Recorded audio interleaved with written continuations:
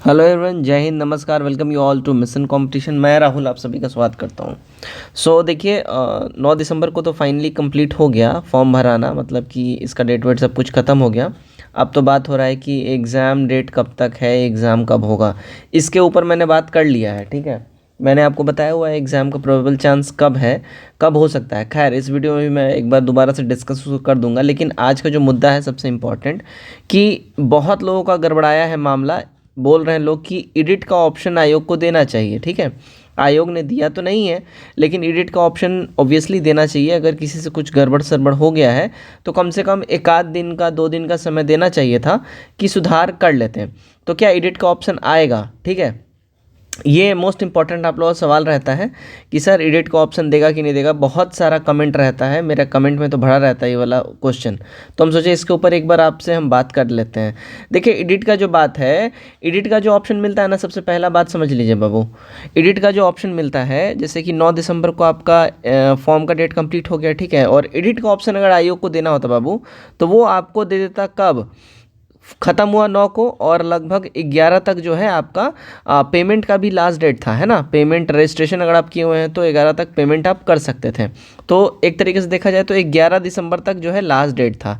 अगर एडिट का आपको ऑप्शन देना होता तो ये उसी बीच में दे देता, बोलता कि 12 से लेकर 15 तक का डेट है, आप इस बीच में एडिट कर लीजिए। अच्छा, मोस्टली लोगों का जो है गड़बड़ाया क्या रहता है और क्या गड़बड़ है मोस्टली लोगों का, तो वो बोलते हैं कि हम हैं ओबीसी हैं, ठीक है, लेकिन हमारा जो है सर्टिफिकेट वो अप टू डेट नहीं है, या तो हमसे गलती से एसटी हो गया है या कोई और कैटेगरी सेलेक्ट हो गया। तो समझिएगा, अगर आपने मान लीजिए फॉर एग्ज़ाम्पल आप जैसे कि ओबीसी कैटेगरी से हैं, ठीक, लेकिन गलती से अगर आपसे एसटी कैटेगरी सेलेक्ट हो गया है, समझिएगा, ठीक है, तो होता क्या है कि अगर आपने एसटी कैटेगरी सेलेक्ट कर लिया है तो आपका जो रिज़ल्ट आएगा, जब प्रीलिम्स कंप्लीट हो जाएगा तो उसका जो रिज़ल्ट आएगा आपका एसटी कैटेगरी के हिसाब से आएगा।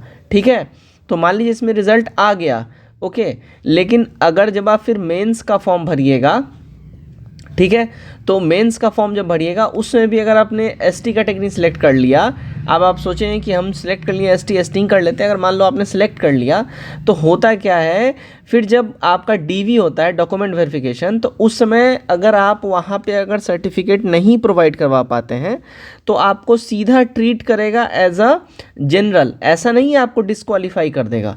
अगर आपने अपना कैटेगरी वाला सर्टिफिकेट अगर आप नहीं दे पाएँ, अगर आप ओबीसी से हैं और ओबीसी का सर्टिफिकेट मान लो आप नहीं दे पाए, आप जनरल से हैं, आपने गलती से ओबीसी सेलेक्ट कर लिया है, आपका ओबीसी कैटेगरी से रिजल्ट आ गया है और आप नहीं सबमिट कर पाए हैं, तो डीवी के टाइम में आपको सीधा वो ट्रीट करेगा एज अ जनरल। फिर जनरल के हिसाब से अगर आपका मार्क्स रहेगा तो वेल एंड गुड, अगर नहीं रहेगा तो आपको फिर वो डिस्क्वालीफाई कर देगा, फिर आपको वो आउट कर देगा। लेकिन अगर आपका सर्टिफिकेट का कुछ इशू है, मतलब कि आपका कैटेगरी वाला सर्टिफिकेट गड़बड़ भरा गया है, तो फिर इसमें उतना चिंता वाली बात नहीं है। अगर आपका उल्टा पुल्टा हो गया, बस यही समझिए, फिर आप अपने आप को जनरल समझ के और जनरल के हिसाब से तैयारी करिए, उसी कोटा से समझिएगा। अच्छा, बहुत लोगों का होता है कि उनके नेम में गड़बड़ हो गया है, मदर के नेम में, फादर के नेम में गड़बड़ हो गया है, या तो फिर एड्रेस गड़बड़ा गया है। देखिएगा, अगर आपका नाम मदर फादर का नाम में गड़बड़ाया है बात, तो हाँ थोड़ा सा दिक्कत वाली बात है।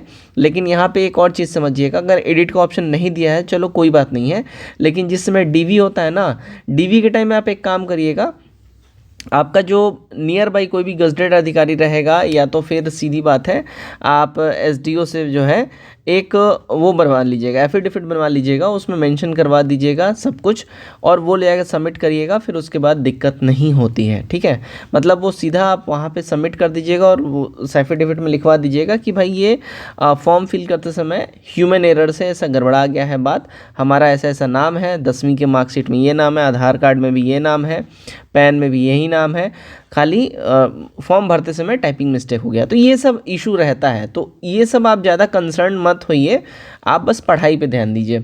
अच्छा, बात ये भी हो रही थी कि एग्ज़ाम ऑलरेडी हम बताए हुए थे कि देखिए जो चांसेस है एग्ज़ाम होने का, वो देखिएगा फरवरी आपका लास्ट से लेके आपका जो है ना मार्च मिड तक इसका चांस है। अगर इस बीच में हो गया तो ठीक है, नहीं तो फिर ये लोकसभा इलेक्शन के बाद ही इसका परीक्षा होगा, और फिर अगर ऐसा हुआ तो फिर अप्रैल लास्ट में परीक्षा होगा, ये भी समझ लीजिए। ठीक है, तो ये ऑलरेडी हम आपको बताए हुए थे। आई होप आपने वो वाला वीडियो देखा होगा, नहीं देखा होगा तो भी कोई बात नहीं, अभी मैंने आपको बता दिया। तो आप सभी को मालूम है कि इस साल 2024 में जो है आपको बिहार के अंदर में लोकसभा का इलेक्शन तो है ही है, साथ ही साथ विधानसभा का भी इलेक्शन है। तो ये 2024 काफ़ी टफ है और काफ़ी क्रूशल है बिहार के लिए, क्योंकि बैक टू बैक इलेक्शंस हैं, ठीक है। तो इसलिए काफ़ी इम्पॉर्टेंट है बिहार के लिए। धन्यवाद।